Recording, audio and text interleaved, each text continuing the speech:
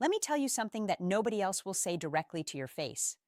That woman who's suddenly interested in commitment after years of casual relationships, she hasn't changed. Her circumstances changed. And if you can't recognize the difference between genuine transformation and strategic repositioning, you're about to make the most expensive mistake of your life. I'm going to walk you through exactly what happens to women with extensive relationship histories after they hit 35, why the sudden shift toward marriage and family isn't what it appears to be, and how to protect yourself from becoming someone's backup plan disguised as their first choice. This isn't about judgment. This is about pattern recognition. This is about understanding female psychology and biology so you can make informed decisions instead of emotional ones. Because right now, there's a wave of women in their late 30s claiming they finally figured out what they want. And what they want is a good man to settle down with. The question you need to answer is whether you're being chosen or whether you're being settled for. Here's what changes for women after 35 that fundamentally alters their approach to relationships. Their fertility doesn't just decline, it falls off a cliff. At 35, a woman's egg quality and quantity begin dropping rapidly. By 38, her chances of natural conception decrease substantially each year. By 40, the fertility window is closing fast, and she knows it. This isn't my opinion. This is reproductive biology that every woman understands intellectually, but often ignores emotionally until suddenly it becomes impossible to ignore.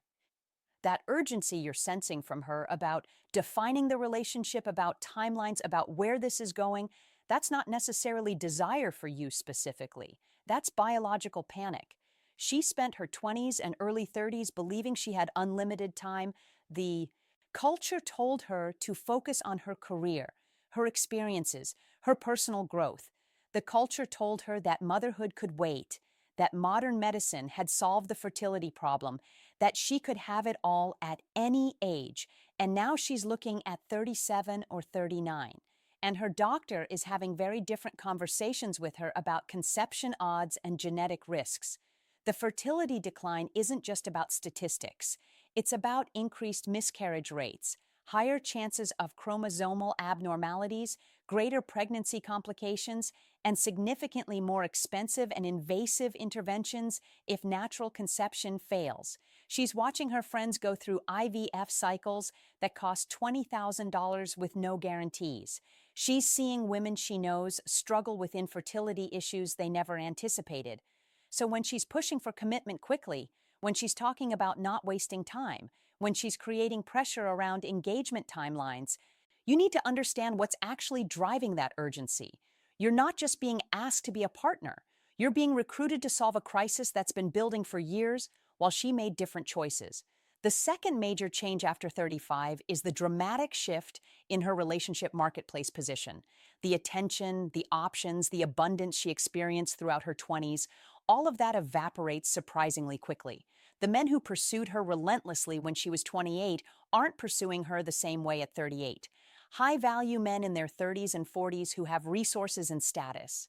They have access to women across a wider age range, and biology pulls them toward younger women who represent better odds for healthy children. That's not cruel. That's evolutionary psychology backed by reproductive reality. So she looks around at 36 or 37 and notices something disturbing. The quality of men pursuing her has shifted. The exciting, successful, charismatic men she dated casually in her 20s have moved on to younger women. The men showing serious interest now are often men she wouldn't have given a second glance to 5 years ago. Think carefully about what this means in practical terms. You're a decent man, stable career, good character, reasonable fitness level. You tried to get her attention when she was 31, and she either ignored your messages completely or went on one date and ghosted because you didn't provide the excitement she was chasing then. Now at 38, you're getting enthusiastic responses. She's available. She's interested in getting to know you. She's talking about how she values stability and kindness now. What changed? Did you suddenly become more attractive? Or did her better options disappear, making you acceptable by default? That's the question that will haunt your marriage if you don't answer it honestly before committing. Because deep in her psychology, she knows she's settling. And that knowledge creates a resentment that poisons everything, even when she's not consciously aware of it. Research on attachment and pair bonding shows some uncomfortable patterns.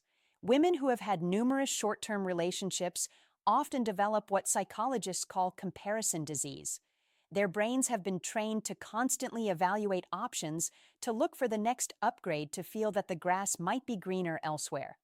By 35, after years of this pattern, something else emerges, a chronic dissatisfaction that no partner can fix, because the problem isn't the partner. The problem is a psychological framework that's been developed over years of serial dating and casual relationships. You'll see this manifest in specific ways that destroy relationships slowly. She struggles to enjoy intimacy as genuine bonding because her history has trained her to keep emotional distance even during physical closeness. There's a performance quality to her, affection rather than authentic connection. She has trouble staying present in the relationship because her mind keeps wandering to comparisons, either to idealized versions of past partners or to fantasies about what else might be available. She can't handle normal relationship challenges without threatening to leave because she's learned that when things get difficult, you simply exit and find someone new rather than working through problems. Her conflict resolution skills are underdeveloped because she never had to develop them. And increasingly, there are emotional health issues, anxiety, depression, difficulty with attachment. These correlate with relationship instability patterns. By her late 30s, many women are in therapy trying to address issues they don't fully understand the origins of. But instead of connecting those issues to past relationship choices, they often blame external factors, bad luck, terrible men, societal pressure. This is the most important distinction you need to understand. When a woman in her early 20s chooses commitment, it's usually driven by genuine desire. She wants to build something with a specific person she's attracted to and values. The commitment itself is the goal because she wants that person. But when a woman with an extensive relationship history suddenly wants commitment in her late 30s, the motivation is fundamentally different. She's not necessarily committing because she desires you specifically. She's committing because she needs the security, stability, and family structure before her window closes. It's strategic necessity disguised as romantic choice. She needs someone to provide resources and partnership for the family she wants to create before biology makes it impossible. She needs someone to ensure she doesn't end up alone at 45 after spending her youth on relationships that went nowhere. You're not her prize. You're her solution to a problem she created, and she will resent you for representing that solution, even as she depends on you to provide it. This resentment emerges in devastating ways over time. She makes subtle comments comparing you unfavorably to men from her past. She withholds intimacy as punishment because genuine desire never drove her choice of you. She criticizes relentlessly because you represent the life she settled for rather than the fantasy she thought she deserved. She makes you feel grateful that she chose you, when the reality is she's fortunate you overlooked her history. Let me give you the specific behavioral patterns that define this phase so you can recognize when you're being positioned as a settlement option rather than genuinely chosen. First pattern, she's suddenly interested in men she completely ignored previously. If you're a stable, average income, decent man who couldn't get her attention when she was 30, but now at 37, she's pursuing you enthusiastically. Your objective value didn't change. Her subjective circumstances did. You became acceptable by default when her preferred options vanished. Listen to how she describes what she wants now versus what she actually dated historically. She'll say things like, "I used to go for the wrong type, but now I know I need someone stable and reliable." Translation, "I used to prioritize attraction and excitement, but now that those men won't commit to me, I'm willing to accept men I'm not genuinely attracted to if they provide security." Second pattern, extreme urgency around commitment and timelines. There's no patience, no natural relationship development, no organic unfolding. She's immediately talking about exclusivity, about biological clocks, about not wasting time on anything that's not serious. She's creating pressure because time is her enemy. The longer you date, the more you'll see beneath the performance. She needs you committed legally and financially before you have time to think clearly. This manifests as specific demands. Exclusivity within weeks, meeting families within months, talking about moving in together before you've weathered any real conflict, mentioning marriage and children before you've seen her in enough context to know who she actually is. And if you try to slow down to a reasonable pace, she creates consequences, emotional withdrawal, manufactured crises, ultimatums. Third pattern, performing a version of femininity that doesn't match her history. She's suddenly interested in cooking, homemaking, being supportive, embracing traditional roles. But look at her 20s and early 30s. Zero evidence she ever valued or practiced those things. It's a performance designed to attract a provider, not an authentic expression of values. And the moment she has the ring and security, that performance evaporates. Watch for inconsistencies. She claims to love cooking, but her kitchen shows no regular use. She talks about being supportive, but her history shows independence and resistance to partnership. She dresses modestly around you, but her social media history shows years of provocative attention-seeking. She claims traditional values, but her friend group consists entirely of modern, independent women. These contradictions reveal performance rather than authenticity. Fourth pattern, extreme defensiveness about her past. She tries to prevent you from asking questions or discovering how she actually lived before deciding she was ready to settle. A woman with nothing to hide doesn't act like she has something to hide. She stonewalls, changes subjects, gets emotional when you ask normal getting to know you questions about previous relationships. She gives vague non-answers. She accuses you of being insecure or controlling for caring about her history. She frames your reasonable information gathering as a character flaw in you. This indicates she's hiding information that would change your decision to commit. Fifth pattern, you're getting a fundamentally different version of her than previous men received. They got her youth, her best physical condition, her enthusiasm, her genuine desire, her flexibility. You get her at 37 with declining looks, relationship baggage, sexual dysfunction, entitlement, rigid expectations, and a list of things she won't do that she absolutely did with previous partners. She gave her best to men who never committed. You get her leftovers while being expected to provide far more commitment, resources, and tolerance. They got enthusiastic availability with minimal investment.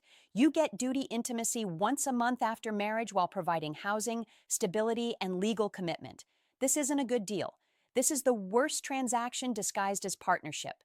The culture spent decades selling women a specific narrative. Your 20s and 30s should be for career, experiences, exploration, and self-discovery. Marriage and children can wait because modern women can have everything at any age. That was a deliberate lie promoted by ideologies and corporate interests that benefit from women working instead of forming families young. The biological truth is that women's fertility, physical attractiveness, and pair bonding capacial peak in their early 20s and decline significantly by their mid-30s. A woman who spends her peak years in unstable relationships doesn't just lose time, she loses her ability to successfully bond with a husband. But the culture hid these facts and attacked anyone who mentioned them. So an entire generation followed the script, wasted their optimal years, and now they're panicking as reality crashes into fantasy. That panic is driving the "I'm ready now" phenomenon. These women aren't ready. They're terrified, and terrified people make desperate decisions. Desperate partners make terrible spouses. So how do you distinguish between genuine change versus desperate repositioning? First, examine when and why her priorities shifted. Did she start wanting marriage and family in her early 30s while still having abundant options? Or did it conveniently happen after 35 when her options narrowed? If the shift correlates with declining marketplace value rather than internal growth, you're looking at strategy, not transformation. Second, observe her accountability. Does she take full responsibility for past choices and consequences? Or does she blame men, society, bad luck, or external factors? Genuine change requires complete ownership without excuses. Performance involves victim narratives and blame shifting. Third, check for consistency. Are the traditional values and feminine behaviors she displays now consistent with how she lives when she thinks? You're not evaluating? Does she maintain friendships with women who don't share those values? Does her social media still show attention-seeking patterns? Does she keep male orbiters active? If yes, her performance for you is fake. Fourth, test her patience with relationship timelines. If she's genuinely ready to be a wife because she's internally changed, she'll be comfortable moving at a healthy pace. If she's desperate, she'll create constant pressure around commitment because time is her enemy and her performance can't hold indefinitely. Fifth, observe how she talks about past partners versus how she treats you. If she speaks about exes with lingering attraction, or what could have been energy while treating you with less enthusiasm and more criticism, you're the settlement option. If she discusses past relationships with genuine accountability and treats you with authentic respect and admiration, there might be a possibility she's different. But be brutally honest in your assessment. Most men lie to themselves because they're lonely, they've invested time, or they fear they won't find better. The harsh reality is that most women with extensive relationship histories over 35 cannot successfully transform into devoted wives, regardless of claims otherwise. The damage to pair bonding capacity is real and largely permanent. The comparison disease is chronic. The resentment about settling simmers under the surface. And the performance of traditional femininity cannot be maintained once she has marriage security. If you're a man in your 30s or 40s and most available women fit this pattern, you have real choices to make. First, you can choose to believe her performance and hope she's the rare exception. That's gambling with terrible odds. Second, you can pursue younger women who haven't accumulated the same history and damage. This requires being high value, enough to attract women significantly younger, financially successful, physically fit, socially skilled, and willing to manage the maturity gap. Third, you can opt out of traditional commitment entirely and either remain single, maintain casual relationships, or seek women from cultures where promiscuity is still heavily discouraged. Each option has trade-offs, but what you absolutely cannot do is ignore these patterns and commit while telling yourself it doesn't matter or that love conquers all. It does matter. Love doesn't conquer biology and psychology. Statistics on divorce and marital satisfaction confirm that relationship history is one of the strongest predictors of relationship outcomes. The culture calls this truth insecurity or misogyny. Wise men call it pattern recognition and risk management.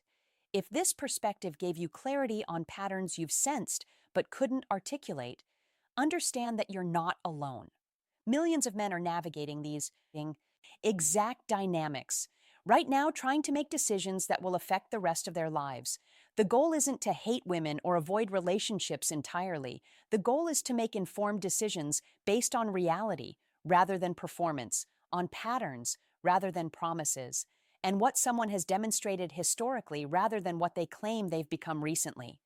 You deserve a partner who genuinely chooses you, who desires you authentically, who commits to you because they want you specifically, not because you're the best available option when their preferred choices disappeared.